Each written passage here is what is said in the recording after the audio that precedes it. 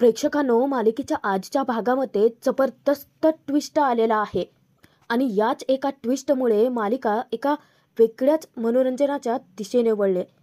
तर होतं असं की मात्र इतका यमुनावरती संताप व्यक्त करतात, तिचे चांगलेच कान उघडणे करतात. मांच्या परवानगीने कावेरी विद्याला मोठी फॅशन शोची ऑर्डर मिळाली आहे, पण तीच ऑर्डर पूर्ण करत असताना नेमकं माधवीच्या सांगण्यावरून अमृताने त्यांच्यामध्ये मोठं विघ्न आणलंय.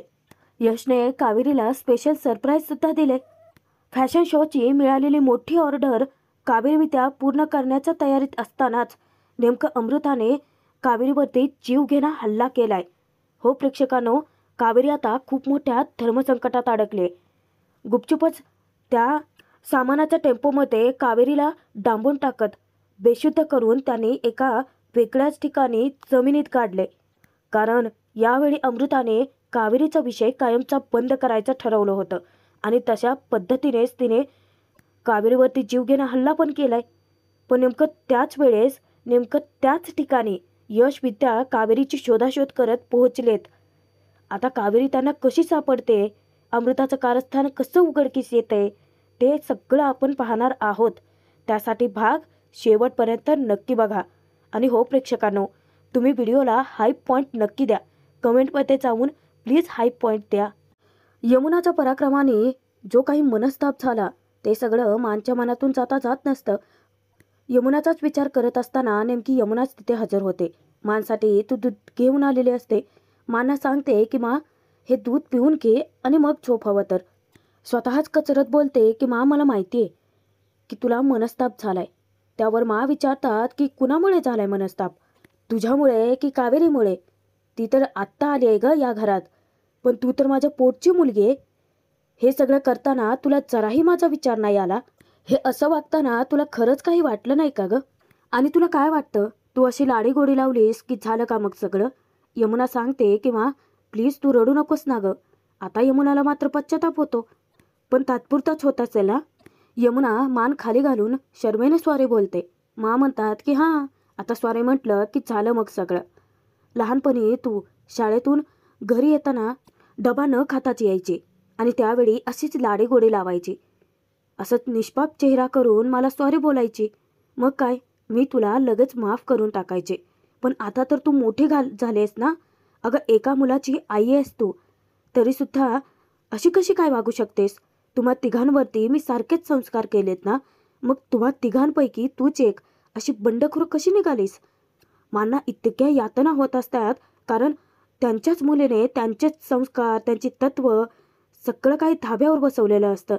आमची मुलगी म्हणून ती नीट वागत नाही आहेस. एक आई म्हणून सुद्धा तुला स्वतःच्या मुलाची काळजी घेता येत नाही. स्वतःचा संसार वाऱ्यावर सोडून इकडे माहेरी येऊन राहिलीस तू. मला तर वाटतं की तुझ्याच चुकामुळे तुझा संसार. तेव्हा यमुना मांना गप्प बसवते. म्हणजे जेव्हा ती विचारते की मा, अगं काय बोलतेस तू, तेव्हा मा सांगतात की यमुना, कारण एकच आहे, तुझं हे अविचारी आणि बेताल वागणं. आज पहिल्यांदा मा खरं बोलले आता. कारण यमुनाला सवयच आहे प्रत्येक ठिकाणी शंका काढायच्या, डिटेक्टिव्हगिरी करायची आणि मग काय, नको तिथे माती खायची. तिच्या संसारातही अगदी तसंच काहीसं केल्याचं मांना वाटतं. मा आता मात्र तिची चांगलीच कान उघडणी करतात. मा इतक्या तळमळीने बोलत असतात. कावेरी, अगं खरं तर कावेरीला मी बिझनेस करायची संधी दिली, पण कुणामुळे? तुझ्याचमुळे ना. कारण तू तशी कारणंच मला दिली कावेरीच्या विरोधात आणि त्यामुळे मी माझी शिस्त, माझी तत्व, माझे नियम सगळं काही तिच्यासाठी मोडून टाकलं. आणि हे सगळं घडलं कुणामुळे? तर माझ्या पोटच्या मुलीमुळे. आणि हीच गोष्ट मला आता आयुष्यभर बोचत राहणार आहे. या एका गोष्टीने माझ्या मनात किती क्लेश आहे त्याची जाणीव नाही आहे तुला. तेव्हा यमुना म्हणते की मा, ती कावेरी अगं. त्यावर मा म्हणतात की आज तिच्याच समोर मला शर्मेने मान खाली घालावी लागली. आता माझंच नाणं खोटं आहे म्हटल्यानंतर मी काय इतरांना सल्ले देणार? आता हे बोलताना मात्र मांना अश्रू अनावर होतात. आज तुझ्यामुळे मला सर्वांसमोर मान खाली घालावी लागली. त्या कावेरीची मला आज चक्क माफी मागावी लागली. मा इतक्या घळाघळा रडायला लागतात. यमुनाला तर खूपच वाईट वाटतं. ती मांना समजावण्याचा प्रयत्न करते, पण मांना जरा आता तिचं तोंडही बघायची इच्छा उरलेली नसते. मा सांगतात की जा तू इथून. माझ्यासाठी हे असं सगळं करायची काहीच गरज नाहीये. आता यमुना पुन्हा मानना हाक मारते, तेही खूप तळमळीने. पण मानपर्यंत ती पोहोचत नाहीच शेवटी. कारण यमुनाला माफ करणार नाहीच आहेत हे त्यांच्या वागण्यातूनच दिसते तिला. जेव्हा मा हवेतच हात उंचावतात त्याच सेकंदाला तिला शेवटी तेथून बाहेर पडावं लागतंच. त्यानंतर दुसऱ्या दिवशी मा देवीची पूजा करत असतात. नेमकं तिथे विद्या येते. विद्या ज्या क्षणी मांना पाहते त्या क्षणी धावतच कावेरीकडे जाते. कावेरीला ती इकडे घेऊन येते आणि ती कावेरीला बोटाच्या इशाऱ्याने दाखवते की ते बघा, ओळखलत? तेव्हा कावेरी आनंदाने सांगते की रे हो, ही तर. त्यावर विद्या म्हणते की हो, मी डिझाईन केलेली साडी आहे. याचा अर्थ कळतोय का कावेरी वहिनी तुम्हाला? म्हणजे मानने आपल्याला बिझनेससाठी परवानगी दिली तर दोघींचा आनंदाचा पारावारच उरत नाही. कारण या दोघेही जिंकल्यात. त्यांनी मानचं मन जिंकलं आणि करूनच दाखवलं. शेवटी मानचं चॅलेंजसुद्धा त्यांनी जिंकून दाखवलं. दोघे आनंदाने एकमेकींना घट्ट मिठी मारतात. त्या आनंद साजरा करतच असतात. पण नेमकं तिथे टपकते अमृता. गुपचूप चोरून त्यांना बघते, त्यांचं बोलणं ऐकते आणि नेमकं त्या दोघींचं बोलणं मानच्याही कानावर पडतंच. कावेरी आनंदाने म्हणते की म्हणजे आपण बिझनेस करू शकतो. मा म्हणतात की मी फक्त बिझनेससाठी परवानगी दिली. मी फक्त तुम्हाला दिलेला शब्द पाळते. मी जे आव्हान दिलं होतं ते तुम्ही दोघींनी जिंकलंय. म्हणूनच मी तुम्हाला बिझनेससाठी परवानगी देते. पण तुमच्या बिझनेसमुळे जर का या घरावर संकट आलं तर मी तुला घराबाहेर काढेना कावेरी. माने तर एका गावात 2 तुकडे केलेले असतात. म्हणजे एकीकडे बिझनेसला परवानगी दिली आहे पण दुसरीकडे 8ही ठेवली आहे. तेव्हाच कावेरी मान जवळ जाते आणि मानना वचन देते की मी माझ्यामुळे या घरावरती कधीच कोणतंच संकट येणार नाही. कावेरीला स्वतःवर जरी विश्वास असला तरी आता तिने गाफील राहून चालणार नाहीये. कारण शत्रू घरातच फिरतायत. तेव्हा मा एक चळचळीत कटाक्ष टाकतात तिच्यावरती. थोड्या वेळाने जेव्हा कावेरी विद्या घरी परततात दोघे इतके खुश असतात. आनंदाने एकमेकींशी गप्पा मारत आलेले असतात. यश विचारतो की कुठे गेलते आमचे बिझनेस वुमन. आता कावेरी खूप मोठी आनंदाची बातमी सांगते की यश, अहो विद्याताईंच्या साड्या एका फॅशन शोसाठी सिलेक्ट झाल्यात. म्हणजे मोठमोठ्या मॉडेल विद्याताईंनी बनवलेल्या साड्या नेसून रॅम्प वॉक करणार आहेत. आता ही आनंदाची बातमी ऐकून यशला त्या दोघींच्या कामाचं इतकं कौतुक वाटतं. विद्या आनंदाने सांगते की यश भाऊजी बघा, आता आपला ब्रँड कुठल्या कुठे जातोय. तेव्हा यश त्यांचं कौतुक करत म्हणतो की कॉंग्रॅच्युलेशन्स लेडीज. पण कुठे आहे फॅशन शो आणि कधी आहे? कावेरी सांगते की 4 दिवसानंतर. आता त्या दोघींच्या एकमेकींशी गप्पा चालू असतात की विद्याताई आपल्याकडे वेळ खूप कमी आहे. विद्या म्हणते की हो ना वहिनी, अहो 24 तास सुद्धा आपल्याला कमी पडतील. तर कावेरी सांगते की ऑर्गनायझर्स मला मॉडेल्सचे नंबर पाठवणार होता. कावेरी विचारते की विद्याताई, अहो पण तुम्ही थीम काय ठरवली आहे? तेव्हा विद्या शब्द देते की वहिनी ठरवूयात, खूप छान अशी थीम ठरवूयात. मला ना हे सगळं खरंच खूप स्वप्नासारखं वाटतंय. म्हणजे यश भाऊजी, मागच्या महिन्यात जर मला कोणी म्हणालं असतं की तुझ्या साड्या मॉडेलिंगसाठी सिलेक्ट होणार आहेत तर मी म्हटलं असतं की ए वेड्या, काहीतरी काय बोलतोय. पण माझं स्वप्न पूर्ण होत आहे. तिचा आनंद गगनाला भिडलेला असतो आणि तेव्हाच विद्याचं नवीन व्हर्जन बघायला मिळतं. यश आणि कावेरीला अचानकच ती आपली पर्स सोफ्यावर टाकते आणि मग काय, तिथेच फॅशन शो चालू करते. ती सांगते की आता माझ्या साड्या नेसून काही मॉडेल्स अशा येणार, कमरेवरती असा हात ठेवून रॅम्प वॉक करणार. ती थोडं चालत पुढे जाते. एक नजर इकडे, एक नजर तिकडे. यश तर टाळ्याच वाजवत असतो तिच्यासाठी. त्यानंतर ती गरकन फिरते आणि मग म्हणते की पदर असा झटकावत अशा चालत येणार. कावेरीला तर इतकं हसू आवरतच नसतं. विद्या आता मॉडेल नंबर 2 करते. पण ज्या सेकंदाला ती थोडं पुढे चालत जाते आणि मग काय, सगळ्यांना असं मस्त फ्लाईंग किस देत असते. पण पाठीमागून अचानक माच येतात. कावेरी तिला सावध करण्याचा प्रयत्न करते. विद्या अचानक करकन वळते आणि नेमकी फ्लाईंग किस देते ते डायरेक्ट माननाच. मा जेव्हा तिच्याकडे डोळे वटारून बघतात तेव्हा मात्र विद्याची मनीमाऊ होते. घाबरून पटकन ती त्यांच्यापासून नजर चोरते. कावेरी पुढे येत विचारते की मा, आमच्या म्हणजे विद्याताईंच्या साड्या आहेत ना, त्या एका मोठ्या फॅशन शोसाठी सिलेक्ट झालेत. तुम्हाला चालेल ना आम्ही असं फॅशन शो केलेला? त्यावर मा उत्तर देतात की कावेरी, एकदा परवानगी दिली आहे ना मी, मग आता त्या परवानगीमध्ये तुम्ही काय करायचं आणि काय नाही ते तुमचं तुम्ही ठरवायचं. मा त्यांना एकच ताकीद देतात की मला फक्त माझ्या घरातली कामं व्यवस्थित झालेली हवेत बस. त्या दोघी नंदीबाईलासारख्या मानत डोलावतात. मा थोडं पुढे जातात तेव्हा त्या दोघी हसत असतात. मा वळून त्यांना पुन्हा एक ताकीद देतात की आणि हो, त्या फॅशन शोमध्ये धर्माधिकाऱ्यांच्या सुना मॉडेल म्हणून वावरताना दिसता कामा नये या. तेव्हाही त्या नंदीबाईलासारख्या मानच डोलावतात. शेवटी मांचा आदेश पाळणं जास्त महत्त्वाचं आहे. मा तर त्यातून निघून जातात. इतक्यातच नेमकी यमुना येते. यमुनाचं यशकडे काहीतरी काम असतं. ते एका ॲपबद्दल विचारण्यासाठी येते, पण यश तिला इग्नोर करतो. तसाच रागाने त्यातून निघून जातो. आता कावेरी समजावण्याचा प्रयत्न करते की यमुनाताई, हे बघा यश चिडलेत तुमच्यावरती, कारण त्यांच्या मनात तुमच्याविषयी अजूनही राग आहे. पण मी तुम्हाला सांगते, हा राग फार काळ नाही राहणार, कारण तुम्ही एकत्र वाढलेले बहीण भाऊ आहात. इतक्यातच यमुना तिच्यावरती वचकते, ए गप्प बस, हे सगळं ना फक्त तुझ्यामुळे झाले. वा वा वा वा, म्हणजे कुत्र्याचं शेपूट वाकडं ते वाकडंच. यमुना सगळं काही कावेरीवरती ढकलून मोकळी होते. मला सांग की त्या माणसाने मला पैसे दिले होते ही गोष्ट यशला कशी कळली ग? बाहेरून तर कळण्याचं कारणच नाही. आणि तू तर मला शब्द दिला होतास ना की तू यशला काहीच सांगणार नाही आहेस. तू पाळला का तो शब्द? उगाचच तुझी खोटी सिंपत्ती नको या मला. यशला तू जाऊन सगळं खरं सांगून टाकलं. किती खालच्या थराला जाऊन वागतेस का कावेरी? आणि या सगळ्याचा फायदा स्वतःसाठी करून घेतलात. आता मात्र विद्याचा राग अनावर होतो. यमुनाला ते विचारते की अहो यमुनाताई, तुम्ही काय बोलताय, कळतंय का तुम्हाला? त्यावर यमुनाची रिॲक्शन येते, मला सगळं कळतं विद्या. आता विद्या विचारते की पण माणूस तुम्हाला खरंच कळत नाही. तरीही त्याच्यावरती यमुनाची एकच रिॲक्शन असते की मला सगळं कळतं. आणि हाच भ्रम ना यमुना लवकर दूर करा ग. काय आहे तोच भ्रम घेऊन जगतेस ना, म्हणूनच प्रत्येक वेळी माते खाते. आणि काय स्वतःच्या पायावर कुऱ्हाड मारून घेते.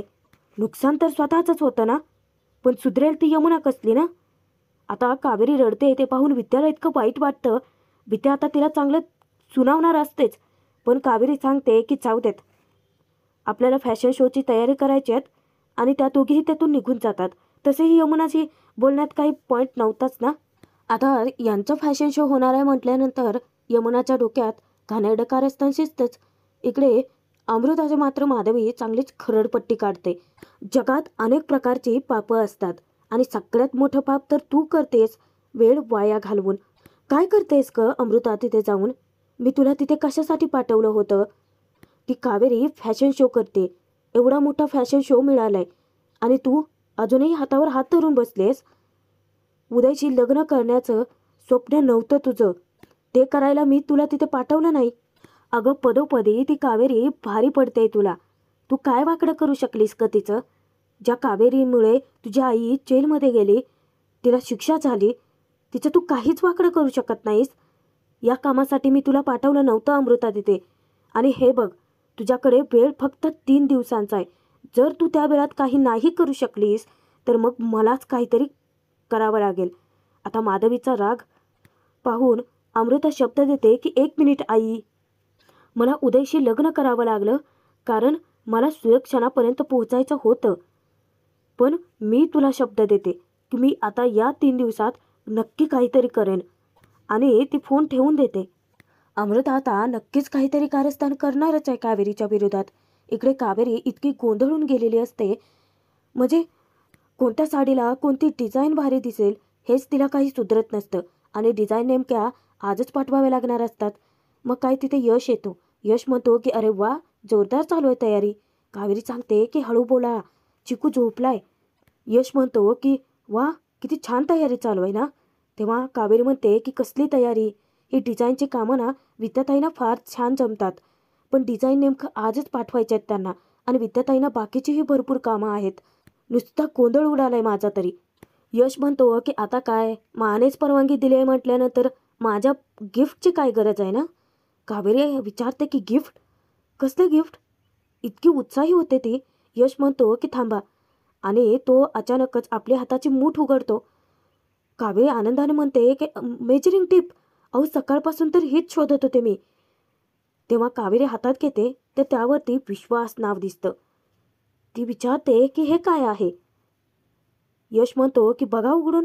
त्याच्यावरती नाव लिहिलेलं असतं, विश्वास, स्वप्न, प्रेम, फक्त तू. कावेरी यशचं खूप कौतुक करते. खरंच खूप छान आहे. हे तुम्ही स्वतःच्या हाताने बनवलं माझ्यासाठी? यश म्हणतो की हो, कारण तुम्हीच म्हणाला होतात ना की विकत घेतलेल्या वस्तूपेक्षा स्वतः बनवलेल्या वस्तूंमध्ये जास्त प्रेम लपलेलं असतं. यश तिला सांगतो की आता तुम्ही या मेजरिंग टीपनेच माप घ्यायचं आहे कावेरी. तुमचं स्वप्न तुम्ही पूर्ण करायचं आहे. हळूहळू एक एक पाऊल तुम्ही त्या दिशेने टाकता आहातच. एक एक इंचाने तुमचं यश वाढतच जाईल आणि तुमच्या त्या यशामध्ये या यशचं छोटंसं कॉन्ट्रीब्युशन. यशचं बोलणं ऐकूनच कावेरी इतकी भारावून जाते आणि आनंदाने ती त्याच्याकडे पाहतच राहते. तिच्या डोळ्यांमध्ये अश्रूही दाटून येतात, पण आनंद अश्रू. कावेरी उठते आणि सांगते की छोटं नाही तर खूप मोठं आहे तुमचं कॉन्ट्रीब्युशन. तेव्हा यश म्हणतो की फक्त माझं नाही तर आपलं. आता आपलं स्वप्न लवकरच पूर्ण होणार आहे कावेरी. आणि दोघेही एकमेकांना घट्ट मिठी मारतात. नेमकं अमृताच तिथे येते, पण मनात वाईट कपटे विचार ठेवून. त्या सुलक्षणाने तुम्हाला बिझनेस करण्याची परवानगी काय दिली? तुमचा कॉन्फिडन्स खूपच वाढलाय ना. पण यश, हा बिझनेस चालवण्यासाठी जर कावेरी तिथे नसेल तर? थोड्या वेळाने अमृता हॉलमधून जातच असते तर विद्या ही संदीपला जेवण वाढते. पण अमृताची नजर विद्यावरती पडते आणि विद्या जेव्हा तिला पाहते मुद्दामच मग काय, विद्या पण टोमणे मारायला सुरुवात करते. ती संदीपला सांगते की अहो तुम्ही पोटभर खा, पोटभर. कारण आता आपला बिझनेस जोरदार चालणार आहे. काही लोकांनी तर आपल्याला खूप टोमणे मारले, काही जण तर फुकटे म्हणालेत आपल्याला, फुकटे. पण आता बघा आपला बिझनेस कसा मस्त चालतोय ते. आणि हे शक्य झाले ना ते कावेरी वहिनींमुळे. तेव्हा अमृता तिच्यावरती एक तिरपा चळचळीत कटाक्ष टाकते. पण यावेळी मात्र विद्याला काडीचाही फरक पडत नाही. नेमकं विद्याला फोन येतो. आता फोन ऑर्गनायझरचा असतो. विद्याला तो सांगतो की मॅडम तुम्ही प्लीज डिझाईन पाठवून देताल का? काय आहे, जजेस पहिल्या राऊंडच्या आधी ते सगळं चेक करणार आहेत. तेव्हा विद्या शब्द देते की हो हो हो, काय आहे, माझे पार्टनर आहेत ना कावेरी, त्या आता सामान भरतातच आहेत टेम्पोमध्ये, त्या एक 15 मिनिटात तरी निघतीलच. आणि ती पटकन फोन ठेवून विद्या कावेरीकडे धावत जाते. अमृता ही पटकन विद्याचा फोन घेते आणि त्यातला ड्रायव्हरचा जो नंबर असतो तो आपल्या फोनमध्ये सेव्ह करते. त्यानंतर सुरू होतं अमृताचं कारस्थान. विद्या कावेरी दोघींनी टेम्पो बोलावलेला असतो आणि त्याच्यामध्ये ज्या डिझायनर साड्या आहेत ना त्या सगळ्या त्या दोघेही गोण्यांमध्ये भरून टाकत असतात. आता त्या दोघेही ते काम करत असताना नेमकं अमृता त्या ड्रायव्हरला दाखवते की नक्की त्याला कोणाला गायब करायचं आहे. काही थोडंफार सामान जे घरात राहिलेलं असतं ते विद्याकडून कावेरी घेते. तेव्हा विद्या म्हणते की बरं झालं आलात तुम्ही. काय आहे, संध्याकाळचा स्वयंपाक राहिलाय, माना जर कळलं ना तर मग जीव घेतील माझा. ती किचनमध्ये निघून जाते. तोपर्यंत त्या दोघींचं बोलणं चालू असताना इकडे अमृता मुद्दामच मोठी गोणी फाडते. त्यातला जो बॉक्स असतो तोही फाडते आणि सगळ्या साड्या अस्ताव्यस्त फेकून देते टेम्पोत. जेव्हा कावेरी ते उरलेलं सामान घेऊन तिथे पोहोचते, साड्या तिथे पडलेल्या पाहताच तिला धक्का बसतो. हे अचानक असं कसं काय झालं काहीच कळत नाही. पण उशीर होतोय म्हणून त्याकडे दुर्लक्ष करून कावेरी पुन्हा एकदा गाफील राहते. ती बॉक्स आणते आणि त्यानंतर टेम्पोमध्ये चढून त्या पडलेल्या साड्या ज्या आहेत त्या बॉक्समध्ये पॅक करत असते. तोचपर्यंत अमृता ड्रायव्हरला इन्स्ट्रक्शन देते की तुला कळतंय ना तुला काय करायचं आहे ते. आता तर अमृताने कावेरीचा फोनही गायब केलेला असतो. ड्रायव्हरच्या हाती फोन सोबत सांगते की या फोन आणि टेम्पो सकट ही पोरगी पण गायब झाली पाहिजे. ड्रायव्हर शब्द देतो की मॅडम तुम्ही काही काळजी करू नका, तुम्ही जसं सांगितलंय अगदी तसंच होईल. आता त्याला काय, त्याला पैसे मिळणार आहेत म्हटल्यानंतर तो करेलच. मागे कावेरी गोणीमध्ये साड्या टाकत असतानाच अचानक कोणीतरी येतं, म्हणजेच अमृताच असते. कावेरीला कळत नाही नक्की कोण आहे ते आणि पटकन ती टेम्पोचा दरवाजा बंद करते. कावेरी जीव तोडून ओरडते की कोण आहे, कोणी लावलाय दरवाजा, पण काही रिस्पॉन्स येतच नाही. इकडे किचनमध्ये विद्याचा फोन चालू असतो. सतत ऑर्गनायझरचे तिला कॉल येत असतात की मॅडम फॅशन शोसाठी तुम्ही साड्या पाठवताय ना. विद्या फोनवरती बोलत असताना अचानक तिथे यमुना तडमडते. स्वतः तर काही करायचं नाही आणि दुसऱ्या करताय तर करू द्यायचं नाही. ती तिच्यावरतीच वचकते. विद्या काय चाललंय ग तुझं? तेव्हा विद्या तिला शांत बसायला सांगते.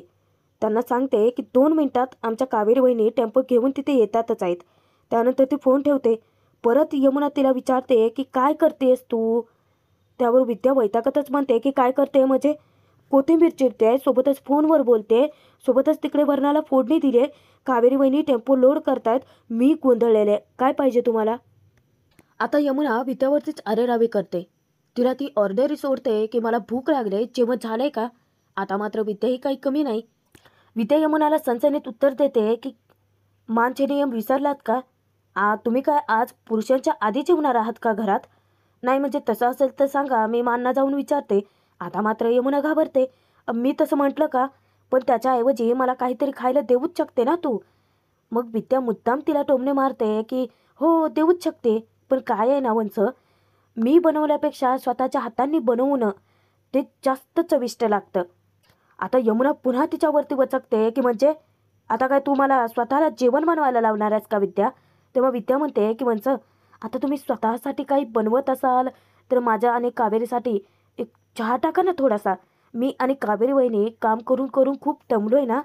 आता ही विद्या आपल्याला ऑर्डरी सोडायला लागली म्हणून यमुनाचा इगो हर्ट होतो.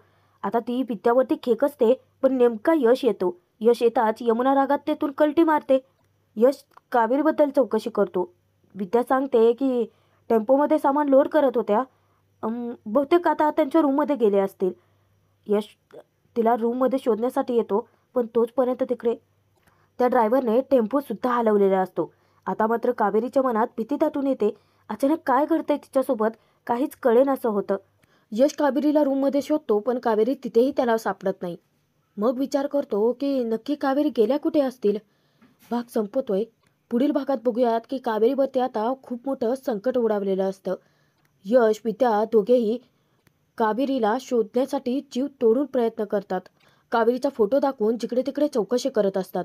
पण अमृताचा जो माणूस आहे तो कावेरीला बेशुद्ध करतो आणि ओढतच एका बॉक्समध्ये बंद करून टाकतो. आता कावेरीला शोधत शोधत यश एका अज्ञात ठिकाणी आलाय, पण तिथेच अचानकच खूप मोठा मातीचा ढिगारा त्याला दिसतोय.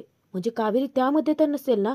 आता यश कावेरीला कसा शोधून काढतोय आणि कारस्थानाची खरी सूत्रधार अमृता कशी पकडतोय पाहणं मनोरंजकच ठरतं.